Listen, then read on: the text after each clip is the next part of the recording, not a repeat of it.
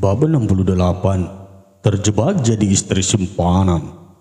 Demi menenangkan pikirannya, Fade pergi ke klub untuk sekedar menikmati segelas minuman. Dengan ditemani suara dentuman musik yang diputar dengan volume keras, Fade terlihat kacau di meja bartender. Mata pria itu terlihat sayup, bibirnya sedikit merah karena beberapa kali ia gigit guna menahan emosinya. Ia benar-benar sangat kacau saat ini. Seorang wanita cantik tiba-tiba datang menghampiri Fade. Bahkan tanpa permisi langsung duduk di sebelah pria itu. "Hai, boleh kita kenalan?"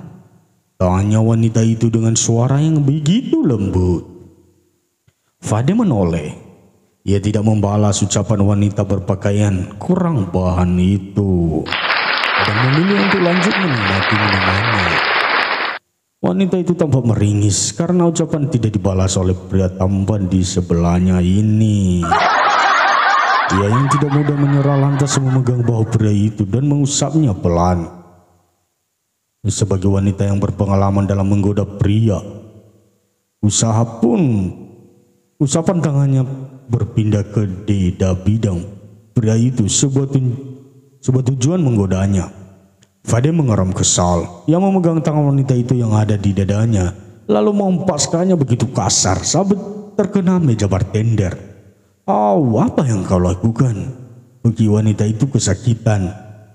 "Jaga sikapmu. Sebagai seorang wanita, seharusnya kau memiliki kehormatan yang tinggi, bukan malah menjual murah seperti ini," kata Fade dengan penuh penekanan. Meski matanya sayup dan dia sedikit mabuk, namun ia masih sadar dengan apa yang ada di hadapannya. Wanita berpakaian serba terbuka, dengan riasan wajah yang begitu menor. Fade tidak bernafsu sama sekali, ia malah jijik melihatnya. "Pergi dari sini, sialan," usir Fade dibarengi dengan hinaan. Wanita itu dengan kesal akhirnya pergi dari sana. Ia merasa malu pada dirinya sendiri karena telah gagal menggoda pria itu.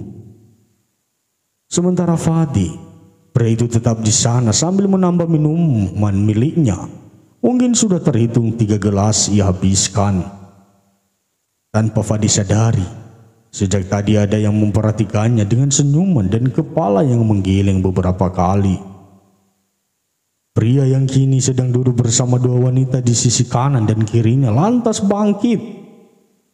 Pria itu berjalan mendekati Fade dan menepuk bahunya. Fade menoleh. Ia mengerutkan keningnya ketika melihat pria tua yang terlihat tidak asing baginya. "Masih ingat denganku?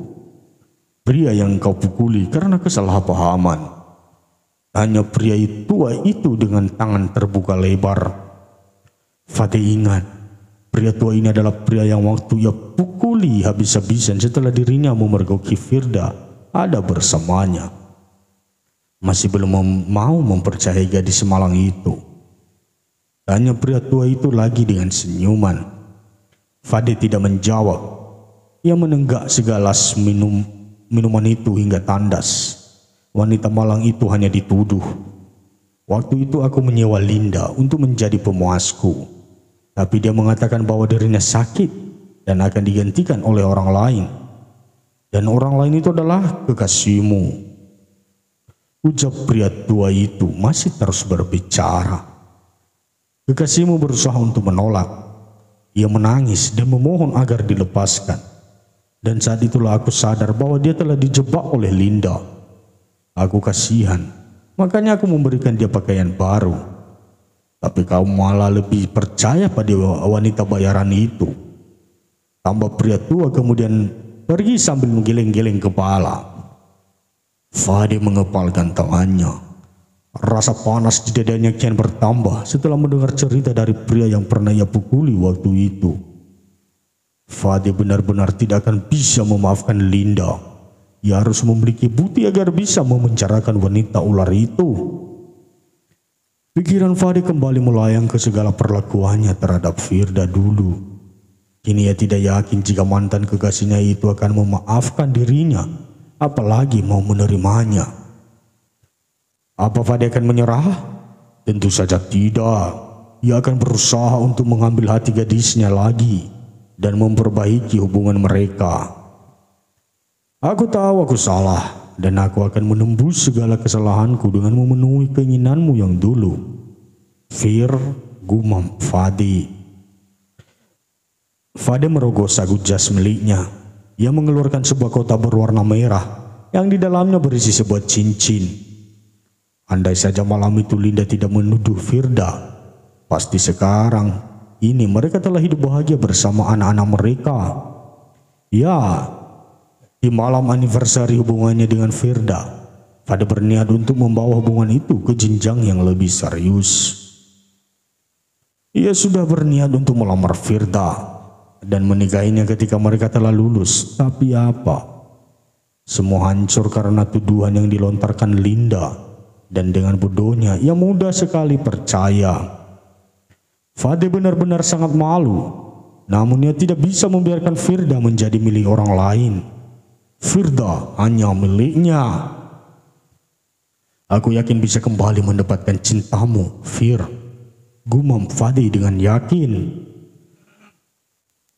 Sementara itu di tempat lain, tepatnya di sebuah hotel berbintang, tampak seorang wanita sedang melengup panjang ketika merasakan satu kematan yang tiada tara. Wanita itu duduk di atas pria berumur 60 tahun dengan ponggul yang bergoyang ke sana kemari. Heran wanita itu seraya menjambak rambutnya. Perlu sudah membasahi teh. Dua orang yang sedang melakukan sebuah dosa. Si pria tua yang sudah memiliki 2 orang cucu, namun masih suka jajan di luar dan melupakan keluarganya. Sementara si wanita, ia baru saja putus dari kekasihnya dan akan segera bercerai dari suaminya. Wanita itu tidak peduli dengan apa yang sedang ia alami dalam masalah percintaan, karena baginya hanya uang yang paling penting. Keduanya berteriak bersamaan. Linda menjatuhkan diri ke sebelah pria tua yang kaya raya itu, lalu memeluknya dengan manja. Tangannya pun mulai mengusap-usap bidang si kakek itu. Aku tidak menyangka jika istri seorang pengusaha sukses seperti Tristan Sagara akan seperti ini, kata pria tua itu sembari menzium kepala wanita bayarannya.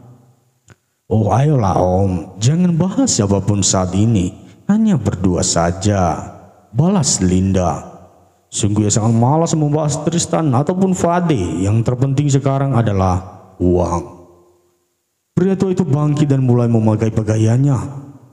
Setelah rapi, ia menunjukkan ponselnya yang tertera bukti transfer kepada Linda. Aku berikan lebih karena goyanganmu sangat satu kemat sayang, kata pria tua itu. Linda tersenyum senang. Dalam sekali main saja ia bisa mendapatkan ratusan juta seperti ini. Linda semakin merasa biasa saja ketika dirinya ditinggalkan oleh Fade maupun Tristan. Terima kasih banyak, Om. Ya ampun, Om baik banget, ucap Linda dengan manja. Pria tua itu tersenyum kemudian pergi, meninggalkan wanita yang baru saja ia nikmati beberapa saat lalu. Astaga, aku akan semakin kaya jika begini, teriak Linda dengan bangganya. Linda mengambil ponselnya. Ia menghubungi seseorang untuk memberikan sebuah tugas padanya. Ikuti Firda dan selalu beritahu aku kabarnya, kata Linda pada orang di seberang sana. Setelah berucap demikian, barulah Linda menutup sambungan teleponnya. Linda memutuskan untuk istirahat sebelum dirinya besok kembali menemui kliennya dan mendapatkan ratusan juta lagi. Astaga, Linda merasa hidupnya sangat nikmat. Linda tidak sadar jika apa yang ia lakukan hari ini akan sangat merugikan bagi dirinya sendiri di masa depan. Bagi Linda, uang adalah segalanya. Kehidupan pernikahan yang bahagia, skip. Linda tidak mengharapkannya lagi.